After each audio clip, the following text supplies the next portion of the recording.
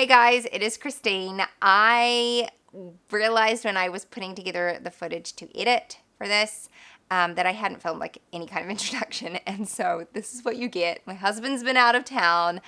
I have had sick kids and not a lot of sleep, and so you've got me in my like not put together state in my house, and I'm like blocking a lot of the mess, and there's a lot of mess in front of me, but whatever, this is real life. I'm sure you guys can all appreciate that, but I just wanted to share these tips and just the process that I use for printing and binding curriculum at home. I've been doing it for like 3 years, and I certainly have kind of gotten the process down to a fine art.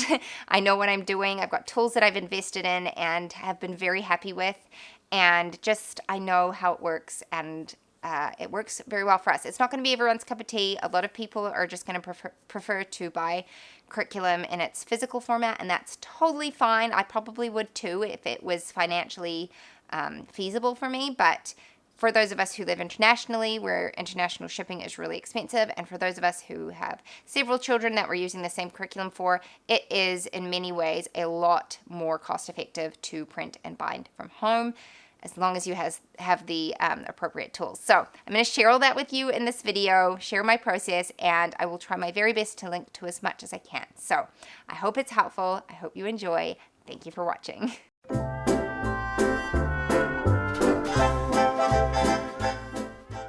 Okay, let's start with supplies. I use 100 GSM paper for printing on. It's excellent quality. I really, really like it. And then for the covers, I use 160 GSM paper. It's not quite as thick as traditional cardstock, but it works really well and it's beautiful. And then I just use really cheap A4 laminating pouches from Kmart. It goes up to 80 microns and works well. I've got a paper trimmer. And then this is my binding machine. It's the Coil Bind S20A, which is kind of a dupe for the True Bind. It's basically the same thing, but a wee bit cheaper. And then I've got my binding coil, which I got those off of Amazon. And then this is my laminating machine. It's A3 size. I recently got it. It's just a cheap one, and it works well. And then my binding clippers. And then this is my printer. It's an Epson EcoTank 4750. Those are the ink levels. After printing this book, it barely touched the ink levels, and this has worked really well. It's like 3 years old for us now. You can see it's dusty.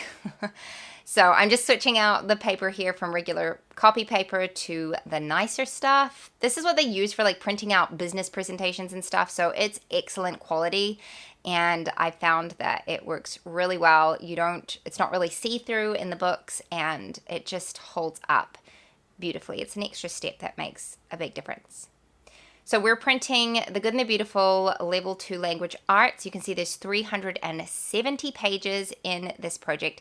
It's not a quick print, but it can be done. Always print your cover separately, so that's the first thing you need to bear in mind. And I always print in little batches, so I don't ever print off the entire book at a time, because for sure something will happen and you will have regrets because you will have wasted paper and ink and time. So what I do is I print off several pages at a time, and I always make sure that whichever number of page I start on, whichever one I end on needs to be the opposite. So if it's an even number, it needs to end in an odd number. Otherwise, you're going to end up with an odd number of pages, and then it prints out of order. And so you'll see I did pages 2 through 11, and that gives me 10 pages total. So you want that number to be equal, or even, sorry. And then I go into here, I go into print settings. So you click on layout, and that is where you can change the quality of the print. And so I usually do just regular pages in normal vivid, and I find that's perfectly adequate.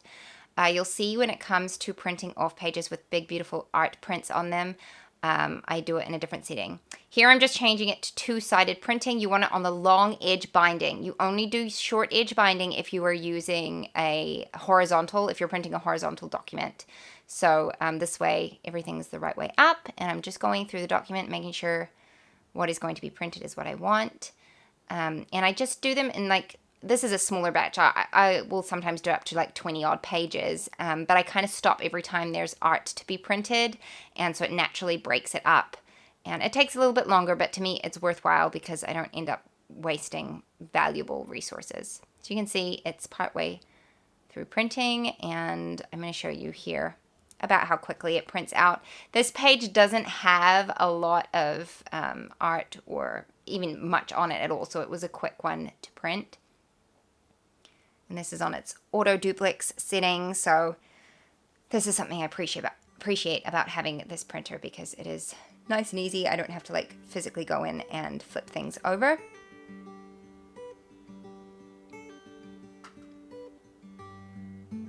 And then I'll show you the quality in just a second once it's finished. There we go.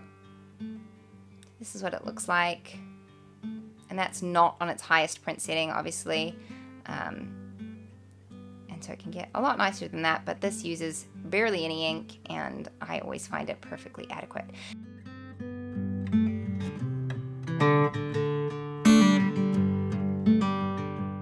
So now what we're going to do is we're going to go in and I'll show you what I do when it comes to working with a beautiful piece of art like this. I want it to be printed on its highest setting, so I'm going to switch it to that. I'm going to keep it on double-sided, so I'll print this page and another one on the other side. And I will go into layout, go back to print settings, and change it to quality, which is the highest setting. If you have letter size paper, then you could print this borderless, but you'll have to do it single-sided, like manually print it on one side and then go back and manually flip it to print on the other side. But you can achieve that borderless look. Because I'm using A4, it's going to have that little bordered edge, which is totally fine by me, but other people may want it to look different. So that is how I switch it, and you'll see what it looks like on in just a little bit. There we go. That is the print quality on its highest setting. This is a close-up, obviously, of it, and there's a lot of detail. I just wanted to show you that it really doesn't show through on the paper either, so the other side is still very white in the white areas, and yeah, your kid's not going to have a problem with it. So here's the whole book completed, 370 odd pages. It takes a long time, especially because you're breaking up into little chunks, but to me it's worthwhile because, again, you're not wasting resources, and this ultimately saves me a lot of money. So this is what it looks like. And the next step is to work on printing out the cover, which is a little bit more involved because I'm using an A4. So because I'm using A4 size paper, I needed to resize it in order for it to be borderless. So I took a screenshot, uploaded that to PicMonkey, and resized it to be an A4 size and downloaded it as a PNG image. So now I'm going to print that, and I'm going to click on my paper size and go to A4 borderless. You can also do this for letter size if you have that page size. And then what I'm going to do is go in where it says preview. I'm going to click on that, and I'll be able to change the print quality settings. So go down to print settings, and then see it says print quality. It's on normal right now. We want to switch that to quality, which is the highest setting. And then where it says expansion, I'm going to switch that to mid. That is how much it stretches the image to make sure that it's borderless. I just find max usually does it a little bit too much. So I send that to my printer, and it's going to print off, and then I will show you what it looks like. So here we go. This is what it printed off like. Pretty happy with it. There's a little smudge on the top for some reason. I'm not too sure why, but whatever. Yeah, I'm pretty happy. So now we're going to go ahead and laminate the front and back covers. This is a cheap laminator. I got it from Kmart for like, I don't know, 20 or 30 bucks. It wasn't very expensive. And the laminating sheets come in packs of 50 and 100 at Kmart. And again, I've not had any issues with them. They're not the hardest, like they're only 80 microns, but that works perfectly fine. I am going to show you at the end of this video what a book looks like that we've been using since February, and it's now September, and you'll just see sort of how it's held up. My kids aren't particularly gentle with their books. They're not overly rough either, but I feel as though they hold up really, really well for the use that they get. So it takes about a minute for a page to be laminated, so I'm going to do that with this one.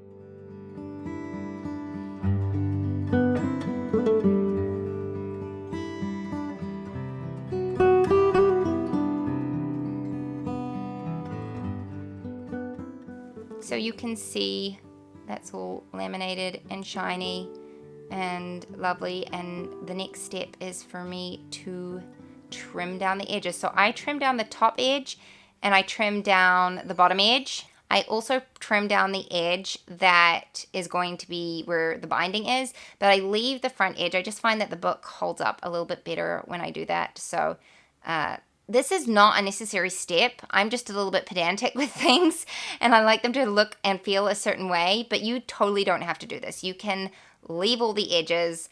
I just like to have like a closer trim. I just think it looks really nice and tidy, and it works well for us. So I do this for both covers, and then I will go ahead and use the binding machine to punch out the holes that I need.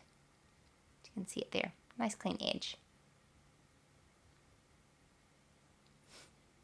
And I'll do the same for the back page. So here's my binding machine, which is basically a glorified giant hole punch.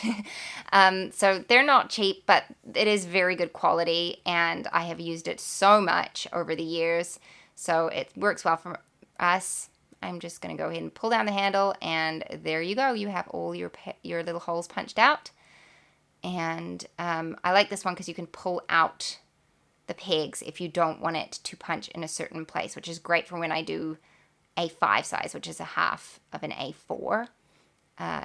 Like you can see, I've got it marked there. So that's what they look like, and I'm going to run them through the laminator again to make sure they're very well sealed. Now the next part is to hole punch all of the pages in the book, and this is something that takes time because I only do about 10 at a time. So this hole puncher can do up to 20 pages of regular copy paper, but this isn't regular copy paper. It's thicker. And so I like to just do 10 at a time. I feel like it's a good amount without me having to like really strain to pull the handle down. And so that's what I do. I count through 10 at a time. And while I'm doing this, I also make note of the page numbers. So just making sure that everything is where it should be, that I haven't got any pages flipped the wrong way. For instance, if it's like showing odd numbers on the pages, you want it to be an odd number every time you're flipping it over, so to make sure that it's in the right area. So you can see me doing that. I actually ended up having issues with this one. The front page was folded over a little bit, and so I actually had to like punch it out a couple of times before I got it right, but we got there in the end. And if you do make a mistake, you can try and like go back in and fix it, and you can pull the I don't know if I show it on camera here, but you could pull the little pegs out so that you're not like re-punching the other holes. Yeah, I tried to do it and it failed the second time as well. And then I finally got it on the third time, but we got there in the end. And worst case scenario is I'd have to reprint the page, which is still a pain when you've just finished everything up. But there we go. That is how I do it. And I will speed this part up because it does take me a little while to get through the book.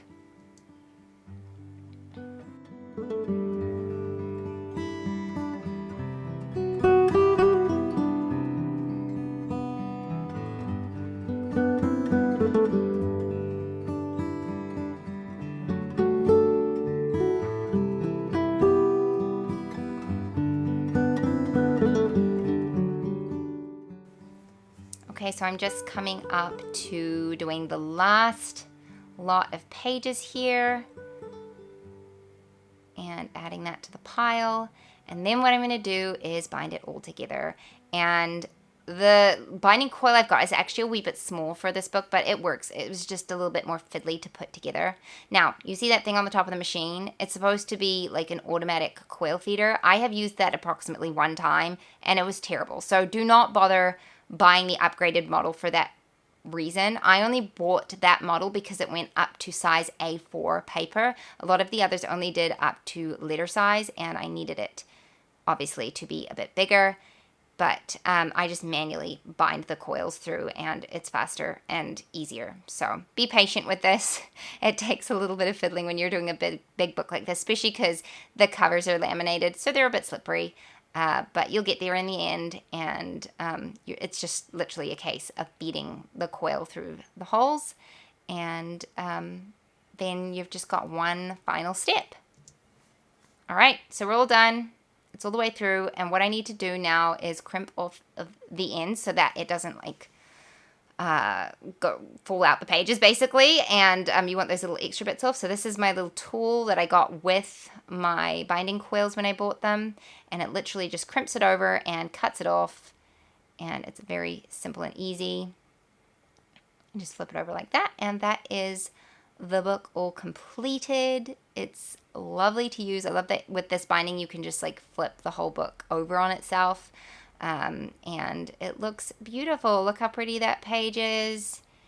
And this is what my son will be using next year. So we have his language arts book printed, and because The Good and the Beautiful offers this PDF for free, literally all I paid for was the materials to print it. So that's just such a blessing for our family, and I often recommend the curriculum for that reason. I mean, it's an excellent curriculum anyway, but the fact that they offer it free just makes homeschooling that much more accessible and affordable for many families. And this is a book that we've been using this year. So I printed this, who knows when, but we started using it in February of 2022, and it is now September, and it's been used at least 4 days a week usually. You can see it's delaminated in a couple of places, just the most sort of used areas. But overall, it's looking pretty good. I trim the corners of the pages that we've done because it makes it really easy to find your place in the book.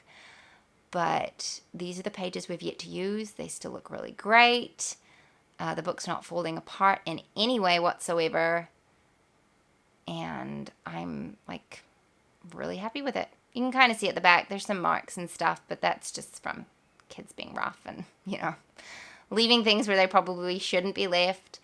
But overall, it's not too bad.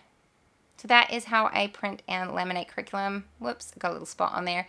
I hope this was helpful to you. I'm more than happy to answer questions, but I cannot help with like all tiny individual printer issues because printers are really finicky. There is a Good and the Beautiful printing helps page on Facebook, so go and look that up. They're very helpful in there. This was just to give you an overview of the process. Thanks for watching. Bye. What if the wind could spread your love? What if your sweetness could reach every